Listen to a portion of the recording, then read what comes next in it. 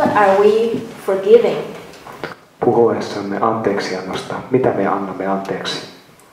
All the outside is actually an identification problem. Kaikki ulkopuolella on identifikaatio-ongelma. Yesterday David used an example. Eilen David kertoi esimerkin. If someone made a general comments about all men are this and this, jos joku antaisi yleisen esimerkin siitä, että kaikki miehet ovat tällaisia tai tällaisia, there wouldn't be upset unless you're identified with being a man or a woman. Ei olisi mitään pettymystä, jollei identifioisi itseään olevan mies tai nainen. And I find it to be absolutely true. Ja koen tämän todella todeksi. If I am upset because someone doesn't give me love, jos minulle tulee huono olo siitä, että minä en saa rakkautta joltakin, it's because I'm identified with someone who needs this person to give me love. On koska identifioin itseni tämän ihmisen kanssa siitä, että tarvitsen rakkautta. And I had a lot of interaction with my mom over the years. Ja minä olen käynyt läpi asioita paljon äitini kanssa viime vuosina. And sometimes it seemed to be very difficult and there are a lot of upsets going on. Ja joskus oli tosi vaikeaa ja oli paljon ongelmia. And over the years I realized it only happened when I played the daughter role. Näiden vuosien aikana huomasin, että se tapahtuu vain silloin, kun minä olin tyttären roolissa. When I play that role, she actually doesn't need to do anything. I'm already upset with her. Kun olen tässä roolissa, hänen ei tarvitse mitään. Olen jo ulkona hänen puoleltaan. So, and I noticed the difference when I don't play the daughter role. I become uncompromising in my own mind. Huomasin, kun en ole tyttären roolissa, en kompromissoi omassa mielessäni. Then doesn't really matter what she does, I will never be upset. Ei väliä mitä hän tekee, se ei koskaan haittaa, siitä ei tule huono olo. So you can see that the forgiveness doesn't apply necessarily to the specifics. Joten anteeksianto ei välttämättä ole mitään tiettyä. We're really going for the root cause of the identification issue. Menemme identifikaation alkulähteille. And the identification is not just a daughter that I'm identifying, it's this separate identity. Eikä kyse ole siitä, että on tytär, vaan siitä, että olemme erillisiä identiteettejä. And the daughter is only a reflection of that. Ja tytär on vain sen heijastus. I can give you another example. Voin antaa toisen esimerkin. A few years ago, one of my friends in Australia, joitakin vuosia sitten yksi ystävistäni Australiassa, I heard him saying to other people, kuulin hänen sanovan toisille ihmisille. He said, I hate Chinese people. Hän sanoi, minä inhoan kiinalaisia ihmisiä. They're everywhere. Heitä on joka puolella. They get everything. He saavat kaiken. It's really annoying. Se on todella ärsyttävää. And I felt my heart almost jumped out of my chest. Ja tunsin, kuin sydämeni olisi pompannut rinnastani. In my mind, I had so many justifications. He was my friend. Mielessäni oli niin paljon tapoja hyväksyä tämä asia. Hän oli ystäväni. It's not right to be racist. Ei ole oikein olla rasisti. But truly what was going on is I was identified with being a Chinese. Mutta oikeasti se mitä tapahtui oli se, että identifikoiduin kiinalaiseksi. You can see if the identification is not looked at. Voitte nähdä, että jos identiteettiä ei katsota, the world will keep reflecting back the small identity. Maailma heijastaa takaisin pienen identiteetin. And there will be countless opportunity for upsets. There will be countless opportunity for upsets. Ja tulee olemaan lukemattomia määriä huonon olon mahdollisuuksia ja tunteita. And why did I choose to identify with a Chinese female body rather than the spirit? Miksi päätin identifioitua kiinalaisen naisen kehon pyhän hengen sijaan? I can't comprehend on the conscious level. En pysty ymmärtämään tätä tietoisella tasolla. There must be a lot of attraction to being small.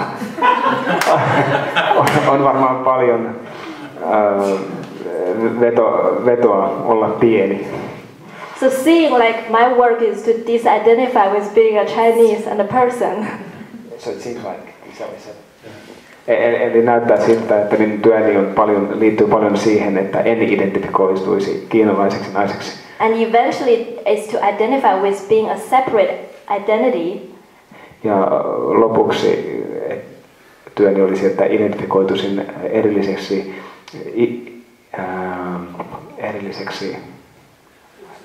yksilöksi. This is really where the problem is. This is really where the forgiveness comes from. Tässä on se todellinen ongelma. Tästä tulee anteeksianto. But don't be disheartened by how big the project is. Mutta be disheartened by how big the project is. Älkää antako sen discouraged. Miten iso tämä projekti on? Because we say that the history will not exist if it doesn't repeat in the present moment.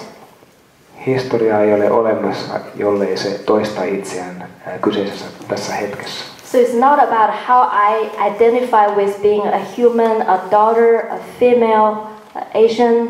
Eli ei ole kyse siitä, että miten identifikoidun ihmiseksi, kiinalaiseksi, naiseksi. It's about in this moment. Kyse on tästä hetkestä. How do I choose to think with the Holy Spirit? Miten valitsen ajattelemaan Pyhän Hengen kanssa? And even this mind training, this awakening journey. Ja myös tämä mielen kouluttaminen, tämä avaava matka. Is actually not to achieve accumulated result. Ei ole sitä varten, että saamme tiettyä lopputulosta. It's because if I choose the Holy Spirit in this moment, I taste the peace instantaneously. Koska jos valitsen Pyhän Hengen tässä hetkessä, I have peace. Minulla on rauha siinä hetkessä. So when I talk to my mother, for example, on the call, esimerkiksi kun puhun äidilleni, I'm very aware whether I'm playing a role with her. Olen hyvin tietoinen, esitänkö roolia hänen kanssaan. Or I just stay in my inspiration. Vai pysynkö inspiraatiossani? As if she is any brother and sister I face. Niin kuin hän olisi kuka vain velistä tai siskoista, kenet kohtaisin. And I will share my inspiration with her. Ja jaan inspiraation hänen kanssaan. As I feel guided. Kuten tunnen ohjatuksi. So it's very practical. Joten se on hyvin käytännöllistä. So if we see how this works with these ego thoughts and this ego world. Jos näemme, miten nämä toimivat ego-ajattelussa ja ego-maailmassa. If you think of yourself with the ego, you will think of everybody else with the ego too. Jos ajattelemme itseämme egon kautta, ajattelemme myös muita ihmisiä egon kautta. If you see your brother and your sister as a body, jos näette siskonne ja veljen kehon ruumiina, you cannot escape from seeing yourself as a body too. Et voi päästä pakon siltä, että katsoisit itseäsi myös samalla tavalla. Because as you see the world, you see yourself. Kuten näet maailman, näet itsesi. But God did not create the body. Mutta Jumala ei luonut ruumista. And there's a part in the course where it says, don't ask to see your brother without the body. Mutta kurssissa on kohta, jossa sanotaan, älä pyydä nähdä veljesi ilman ruumista. Ask yourself, would I see them as sinless? Sinless. Would I see them as sinless? Kysy itseltäsi, näkisinkö heidät synnittömänä? Because you need help for that.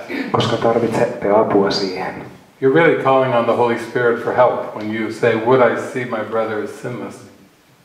Pyydätte Pyhältä Hengeltä apua, kun kysytte, näkisimmekö veljemme synnittämänä. Because the body makes no errors. Koska ruumis ei tee virheitä. The error is in the mind. Virhe on mielessä. The purification has to be in the mind. Puhdistuksen pitää olla mielessä. Now, sometimes people say, I would be happy if I just didn't see all these bodies. Joskus ihmiset sanovat, että olisin onnellinen, jos en näkisi kaikkia näitä kehoja. One woman came to me and she said, I am very good with hypnosis. Eräs nainen tuli minun luokseni ja sanoi, olen todella hyvä hypnoosissa. And so I hypnotized my mind that the body is not real. Joten hypnotisoin mieleni, että keho ei ole todellinen. And I used part of A Course in Miracles workbook lesson to hypnotize myself that I am not a body. Ja käytin osaa ihmeiden oppikurssista hypnotisoidakseni itseni, että en ole keho. But what happened to her when she did this is she started to try to walk through glass. Se mitä hänelle tapahtui tämän jälkeen oli se, että hän yritti kävellä lasin läpi. Even though she still felt bruised. Vaikka hän koki itsensä satuttavan itseään. Yeah. And then she told me one day she woke up and she looked in the mirror. Sitten hän kertoi, että eräänä päivänä hän heräsi ja katsoi peiliin. And there was no body in the mirror. Eikä kehossa ollut ruumista. Peilissä ei ollut kehoa. She had hypnotized her body away. Hän oli hypnotisoinut oman kehonsa pois. And I said, well, how did that work? Ja kysyin, no miten se toimi? She said, I'm still angry. Sanoin, olen vielä vihainen.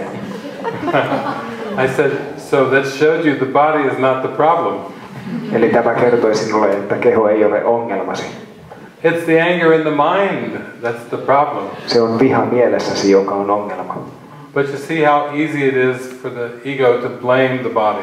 Mutta näet, miten helppoa egolle on syyttää kehoasi. Say, oh, the body should look different, it should be different. Kehon pitäisi näyttää erilaiselta, sen pitäisi olla erilainen. But it's just an image. Mutta se on vain kuvastus. It's an image among many images. Se on kuva monien kuvien joukossa. So we have to learn from the Holy Spirit what is the right use of the body. Joten meidän pitää oppia Pyhältä Hengeltä, mikä on kehomme oikea tarkoitus. So that our whole perception of the world can be healed. Joten meidän koko näkemys maailmasta on parannettu. And that's really where our gathering started this afternoon. Siitä meidän kokoontuminen täällä oikeastaan alkoi iltapäivällä. When I said the Holy Spirit sees the body as a communication device. Kun sanoin, että Pyhä Henki näkee meidän kehomme kommunikaatiovälineenä. The Holy Spirit wants to speak through your body. Pyhä Henki tahtoo puhua kehonne kautta. And hug through your body. Ja halata kehonne kautta. And smile through your body. Ja hymyillä kehonne kautta. And laugh through your body. Ja nauraa. This is all very important. Tämä on kaikki todella tärkeää. In fact, it's the only purpose that your body has. Oikeastaan se on ainoa tarkoitus, mikä kehollasi on. Everything else you tell the body to do. Kaikki muu, mitä kerrot kehosi tekevän, is going to reinforce guilt in your mind. Vahvistaa syyllisyyttä mielessäsi. So last night I was talking about competition. Eilen illalla puhuimme kilpailusta. Competition is not communication. Kilpailu ei ole kommunikaatiota. When you use your body to compete with, kun käytätte kehoa kilpaillaksenne, it's like saying, okay, ego, you use the body now. On sama kuin sanoisi, selvä ego, käytä kehoani. Because the Holy Spirit doesn't compete. Koska Pyhä Henki ei kilpaile. So imagine how this works out in sports. Joten ajatelkaa, miten tämä toimii urheilussa. And relationships. Ja ihmissuhteissa. Where would there be jealousy in relationships? Missä olisi kateutta ihmissuhteissa? Without the belief in competition. Ilman uskoa kilpailuun. You see, all of these negative emotions come from misusing the body. Kaikki nämä negatiiviset tunteet tulee siitä, että käytämme kehoamme väärällä tavalla. from trying to use the body lovelessly, without love. Siitä vaikka, että käytämme kehoamme rakkautettomasti. Many people say, well, this body has to work. Monet ihmiset sanovat, että tämän kehon pitää toimia. This body has to work hard. Pitää tehdä töitä rankasti. To satisfy my wants and desires.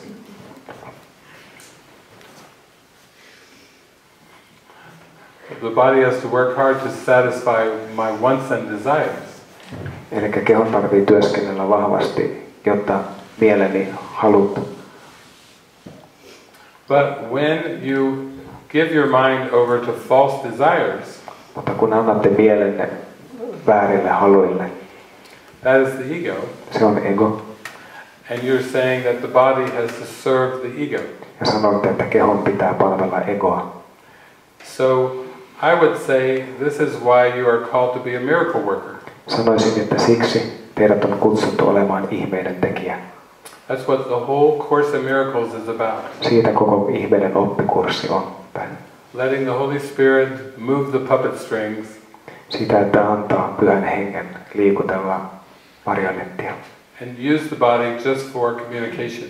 Ja käyttää kehoa kommunikaatioon. And we get lots of opportunities for that. Ja saamme paljon mahdollisuuksia tätä varten.